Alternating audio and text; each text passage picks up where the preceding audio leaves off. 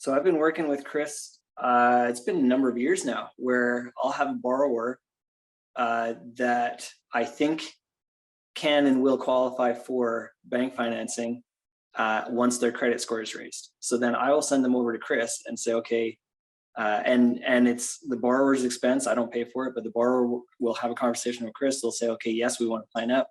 Because I've already gone to the borrower and said, listen, you're paying whatever it is, 9, 10% with me. Bank rate right now, even at 7%, that's a 3% difference. And let's look at the amortization schedule at 10% versus 7%. Look how much money you could be saving at a regular bank. Is it worth it for you then to pay for a few months here to get your credit upgraded so that you can go back to a bank? And it's usually it's a no-brainer, though. It's amazing. I'm sure I can do a spreadsheet, of course, right? But you can figure out how fast you're going to get that money back. Yeah. Or your borrower will get that money back, and it makes it almost a no-brainer, right, Chris? Like, this is going to save the money almost immediately. Yeah, exactly. You know, whether it's the rental payment you're paying on, or getting a lower price on your mortgage, or just whatever your credit affects. I mean, if it took you probably what your cell phone bill is, or just something, or maybe your cable bill, maybe you make a little sacrifice for a couple of months if things are tight. But if that gives you a long-term benefit of having a lower monthly payment each month, it's enormous, and something that, you know, David and Nathan would be a lot better illustrating than I would on that side of things. Yeah. But you know, you just, when your credit goes from, let's say, for example, a 580 to a 600 to a 620 to a 640, 680, all those increase are benchmarks for interest rate reductions. So it's an incredibly big deal to have that higher score. Even to qualify, like it might be like at a 580 and they're not, you know, they don't qualify for any bank financing.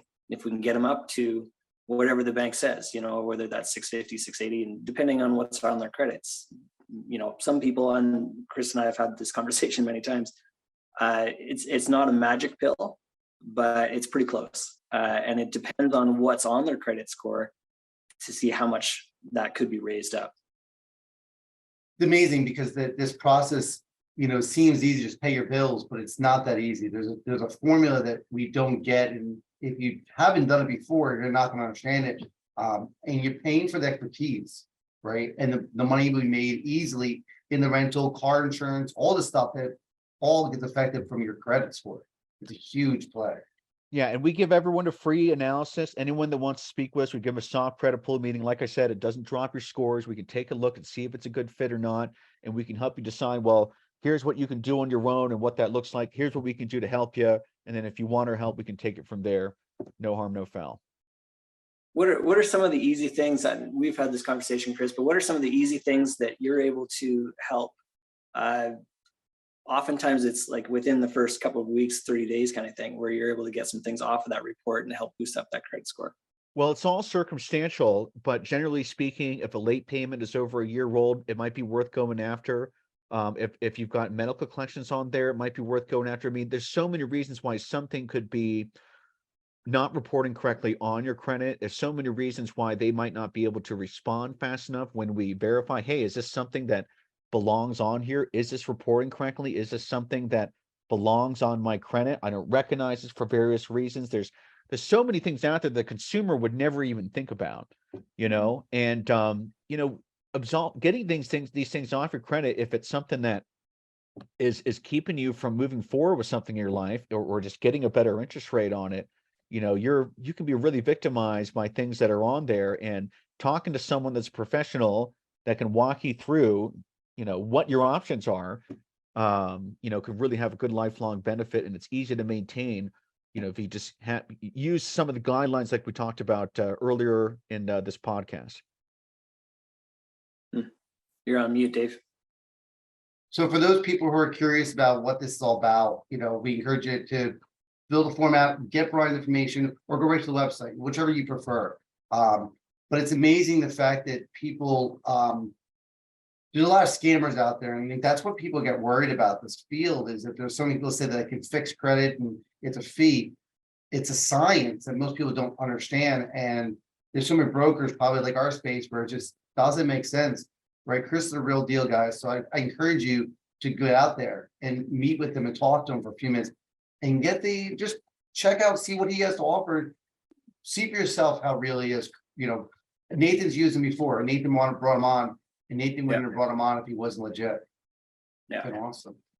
Yeah, it's the real deal, and it totally works. I've seen credit scores go up by, you know, a lot, by like 100 points.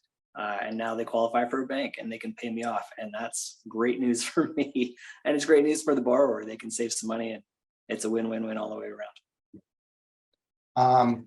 So just to recap, the first month is $79, and then it's monthly of $89. You said correct, Chris? It's $79 to enroll, then it's $89 at the end of each 30 days, which is actually billed in arrears. So it's $79 just to kind of get it going, and then $89 at the end of each 30 days, billed in arrears. So basically, you see the work done. If you want to continue working with us, once you know where you're at, then we would love to continue to do so. But this way, you see your progress each month. But it's billed in arrears, so you know, whenever you cancel, you'd have like a final $89 payment, and that's it.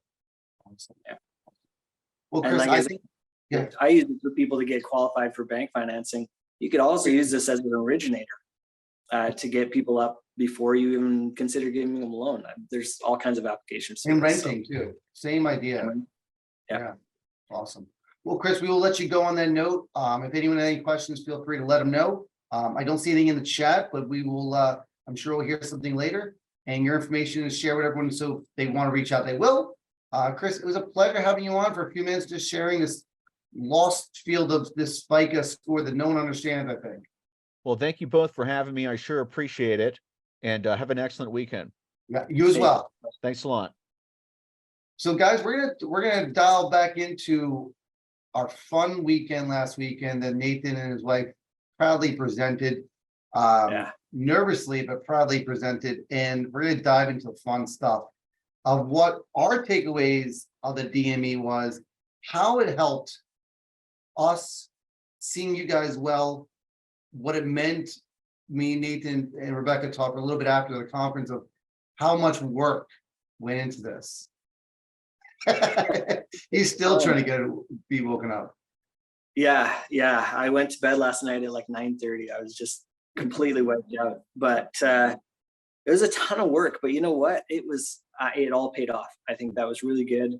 We heard lots of really positive comments and things, and it was a lot of fun. It was a lot of fun, and hopefully that means next year will be easier. We figured some things out. Well, we heard a lot of people ask about next year. I know some people wanted to have it downtown. That's not going to be happening. I don't think so. No. Part of the reason, besides it being a massive distraction, and downtown is a lot of fun, don't get me wrong. Part of the reason though is the things you learn. So we have a hotel broker, and you send out, she goes out and says, this is what the conference is, this is how many people, this is the dates and all that kind of thing. And then we get hotels will send back to us what their offers are, what they have. It just so happens that next year, the same weekend, which we're planning on doing the same weekend, so we don't get into summer and we're after Memorial Day. But anyway, we'll keep it the same weekend. So it's May 31st and June 1st next year. That happens to be the same weekend as the CMA Festival, the Country Music Award Festival. Oh, yeah. So the hotels downtown are not even responding because they're already, planning on CMA. So just for that, we're out. But even besides that, honestly, we probably wouldn't do that because, we're there to have fun, but we're primarily there to learn things. So we don't want there to be any distractions. So